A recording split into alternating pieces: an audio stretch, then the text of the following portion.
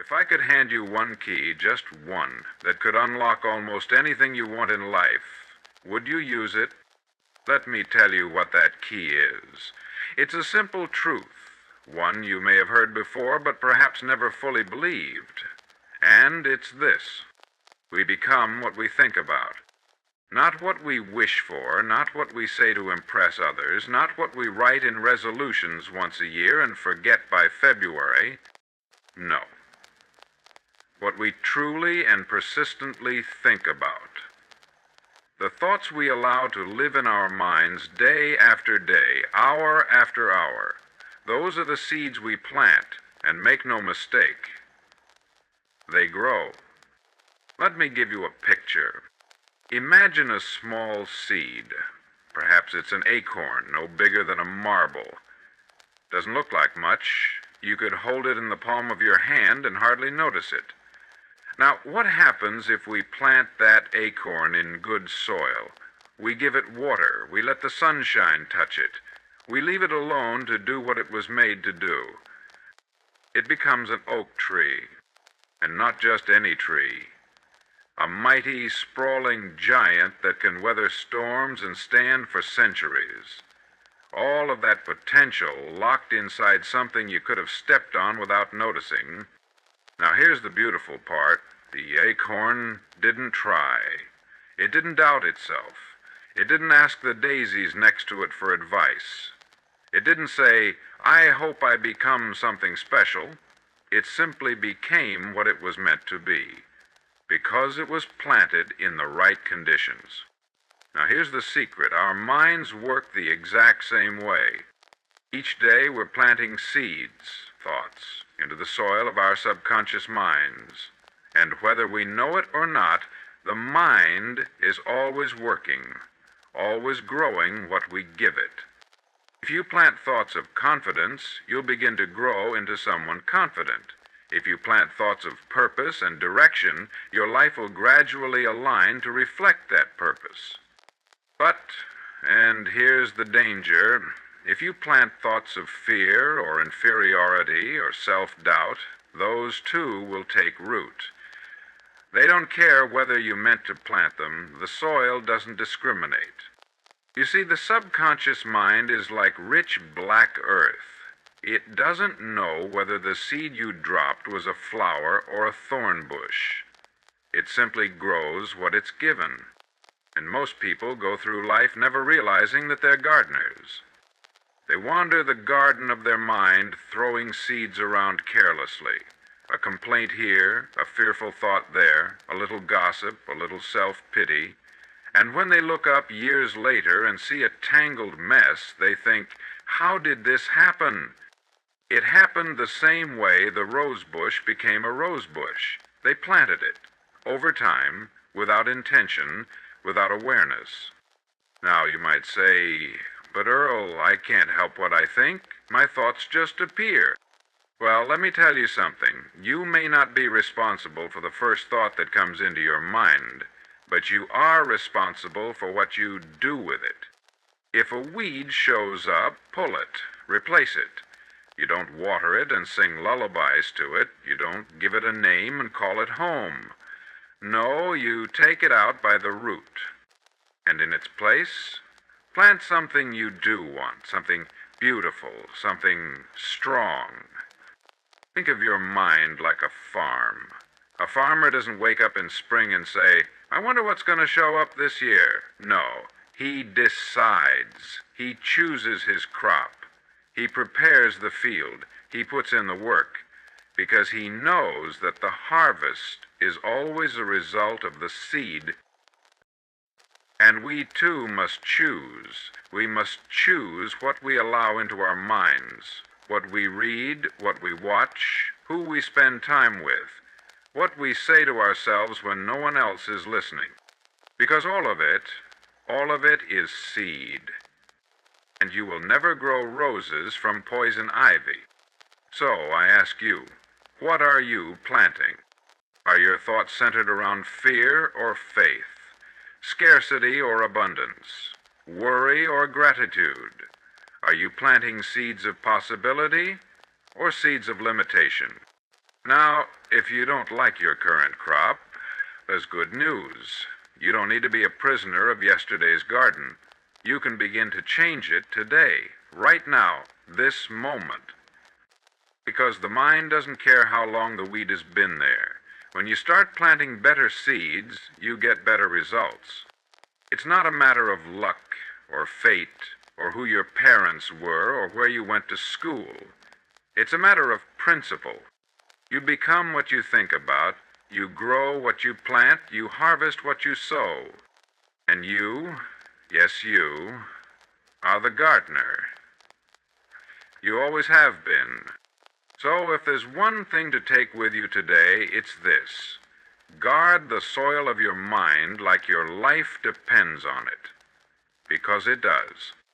And remember, just as that small seed becomes a towering tree in the right conditions, so too can your life become something magnificent.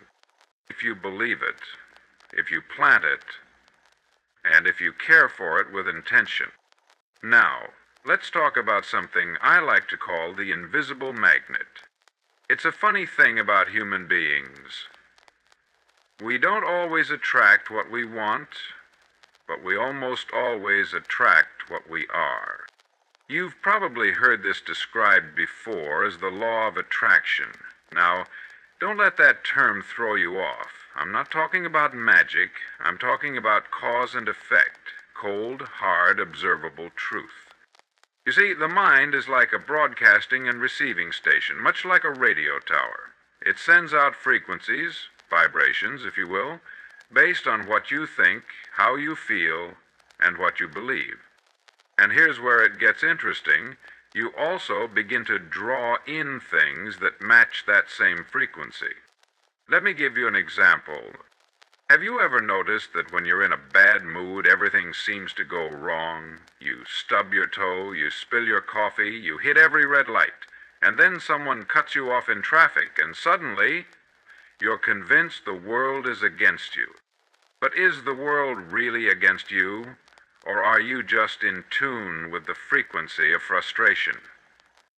You became like a magnet for those moments, not because they weren't there before, but because now your mind is tuned to notice them, expect them, even invite them, and you act in a way that brings more of the same. Now, flip that around. Have you ever woken up one day just feeling good for no particular reason? You put on a shirt that fits just right, you get to work early, you smile at someone and they smile back. The parking spot opens up just as you arrive, the coffee tastes better. You say to yourself, what a great day. What changed? You did. You adjusted your internal frequency. Your thoughts became clear, optimistic, grateful. And suddenly the world reflected that change right back to you. It's not magic, it's awareness, it's alignment. It's the principle that like attracts like. This invisible magnet is always working. The problem is, most people are attracting things into their lives that they don't want, and then blaming the world for it. They focus on debt and attract more bills.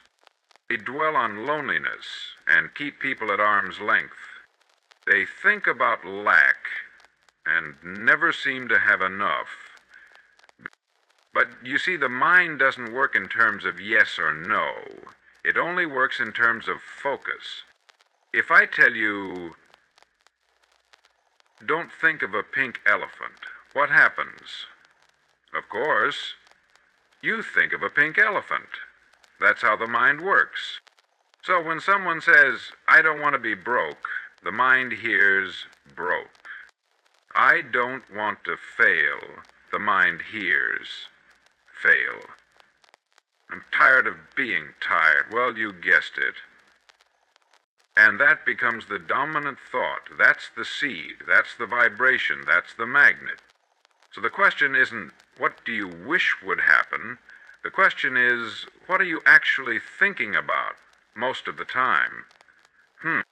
If you constantly think about health, strength, opportunity, those thoughts start changing your behavior. They alter your choices. they shift your emotional state.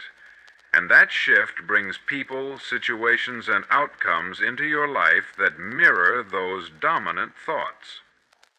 It's like tuning your radio dial. You can't set it to 89.9 and expect to hear what's playing on 11.3. You must align the dial. And life is no different. If you want better relationships, become more loving.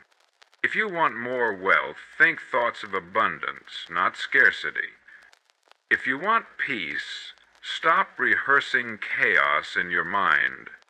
Now let me be clear, this isn't about ignoring reality. This isn't wishful thinking. This is about training your mind to build a new reality.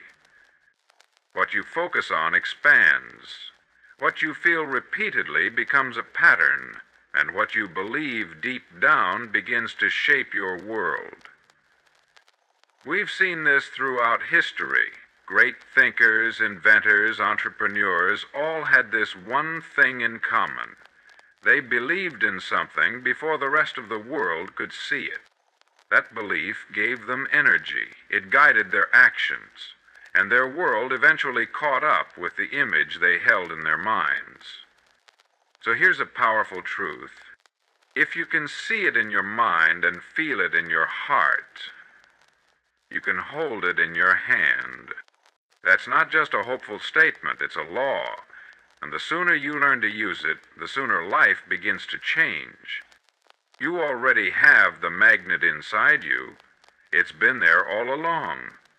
The only question is, what are you drawing in? Let's continue, friends. There's one more piece of the puzzle we must explore, one most people miss. It's called the mirror principle. You see, life is a mirror. It doesn't give you what you want.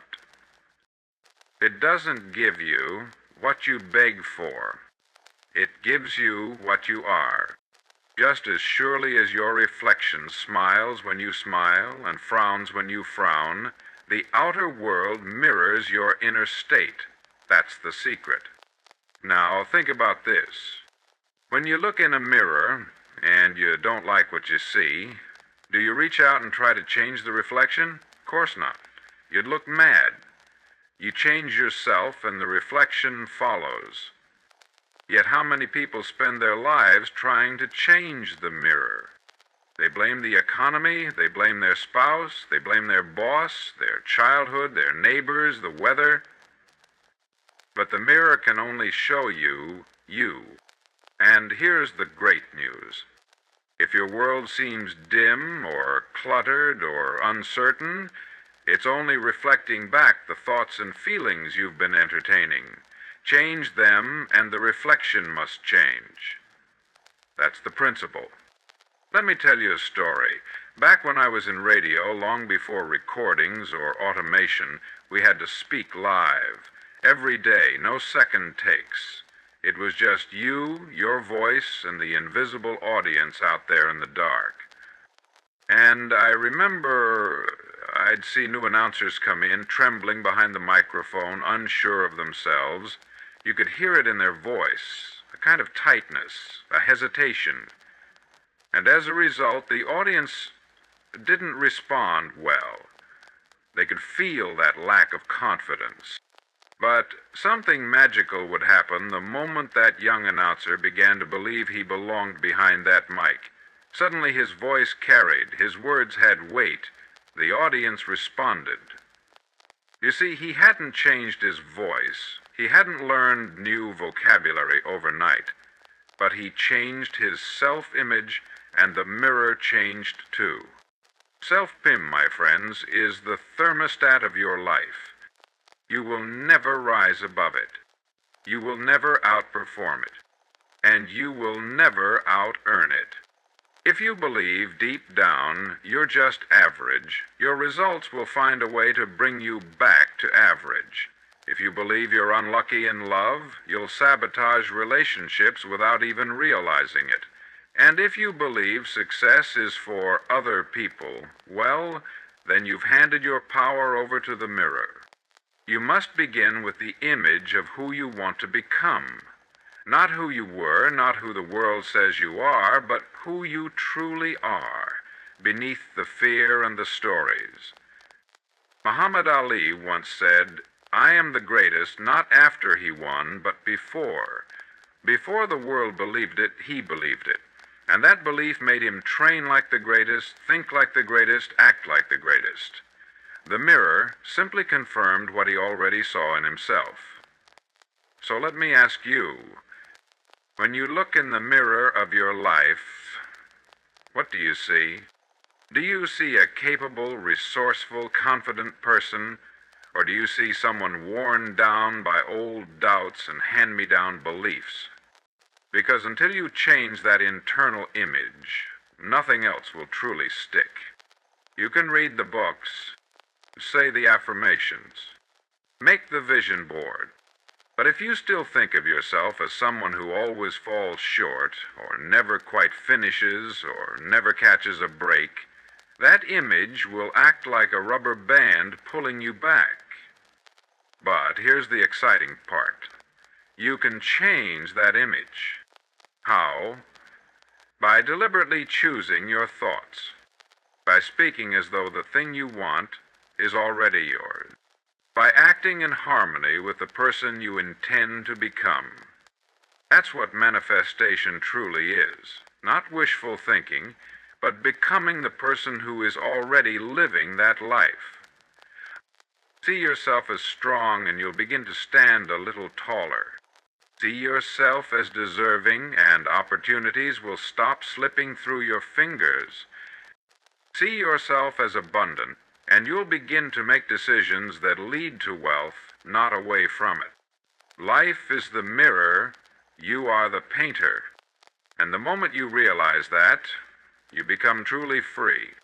Well, we've come full circle now, haven't we?